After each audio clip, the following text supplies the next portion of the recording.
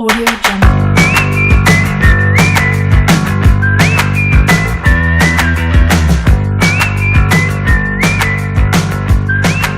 Audio Jungle.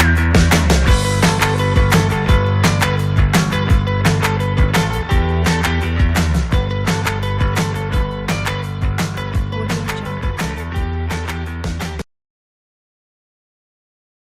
Nah, Teh Hana kan punya serangkaian pengalaman yang cukup panjang dan intensif nih, karena sudah di beberapa tahun terakhir menangani orang-orang dengan permasalahan psikologis akibat terpapar bencana begitu ya.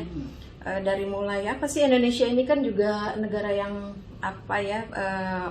banyak rentan juga terjadi bencana ya, mulai dari bencana gempa bumi, kemudian tsunami, kemudian yang terakhir sekarang yang masih kita alami juga COVID-19 ya, masih itu juga bencana gitu. Nah, Teh Hana, biar lebih biar lebih bisa menginspirasi netizen dan ayah bunda di rumah nih, bisa nggak kasih contoh Teh Hana, contoh peristiwa atau testimoni yang sangat bermakna dari dari survival bencana, kemudian juga mungkin itu satu, kemudian satu lagi ternyata PFA juga penting bagi kehidupan sehari-hari. Contoh sederhananya kayak gimana nih supaya netizen dan ayah bunda tahu bahwa oh iya, ternyata PFA ini penting untuk kita pelajari, untuk kita bisa terampil di situ, bukan hanya pada situasi bencana gitu, tapi bahkan PFA for living gitu, dalam kehidupan sehari-hari kita juga perlu itu gitu. Silahkan Teh Hana. Memang banyak sekali kasus, banyak sekali keadaan yang kita hadapi.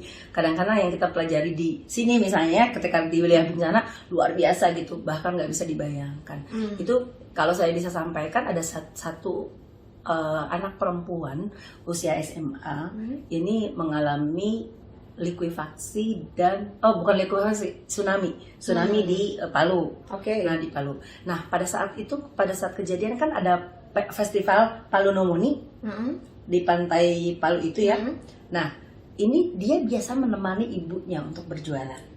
Gitu kan, ketika ibunya berjualan gitu ya, dia biasa menemani ibunya. Jadi jualan kue-kue gitu Di pinggir pantai. Di pinggir pantai. Tapi pada saat itu dia camping, ada camping di sekolahan. Jadi dia berangkat untuk camping ke sekolahan, udah menginap satu malam. Jadi pas malam itu kan maghrib kejadiannya ya, pas mau dia sebenarnya masih dalam kondisi camping nih gitu.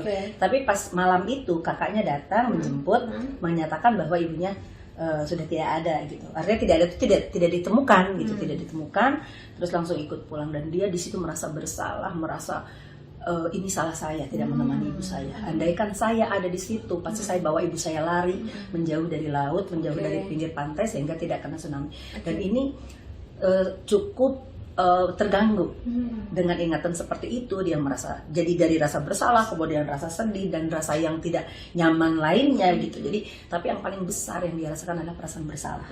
Nah, kami lakukan intervensi gitu ya, setelah ada pendekatan, karena tadinya kan klasikal nih, karena dia memberikan reaksi yang tidak normal dan saya khawatir mengganggu teman-teman yang lain, jadi kami pisahkan. Biasanya kalau seperti itu kita ketemukan, ini reaction nih. Reaction itu maksudnya memperlihatkan reaksi yang lebih daripada yang lain, kami pisahkan, kemudian kami angkat tangani sendiri. Kebetulan waktu itu histeris, kemudian dia menangis, dia nggak bisa gitu. Akhirnya kami pisahkan, kemudian kami tangani. Alhamdulillah setelah ditangani, dia mengaku saya lebih tenang. Dan kalau kami kan kami ada cek kondisi psikologis di awal. Jadi seberapa mengganggu ingatan tentang peristiwa kemarin. Sekalanya dari 1 sampai 10. 1 tidak mengganggu, 10 sangat mengganggu. Dia menyatakan 10. Terus dari emosi juga kita skalakan. Emosi sedih, yang muncul emosi apa aja? Sedih, khawatir, merasa bersalah, takut terjadi lagi. Dan itu selalu kami ukur.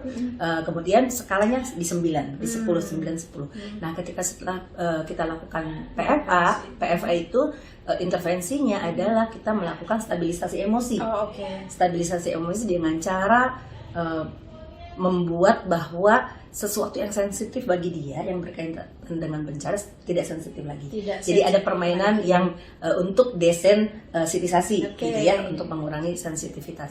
Sehingga pada akhirnya setelah dilakukan, saya pakainya waktu itu teknik pelukan nyaman gitu ya, Oke. pelukan nyaman, dan alhamdulillah setelah dilakukan 2 kali pelukan nyaman, dia menyatakan saya lebih lega sekarang. Dan skala takutnya, skala khawatir, skala terganggunya itu turun sampai skala 5. Oh, Nah, oke. skala takutnya turun di skala 5, skala terganggunya dia turun di skala 4.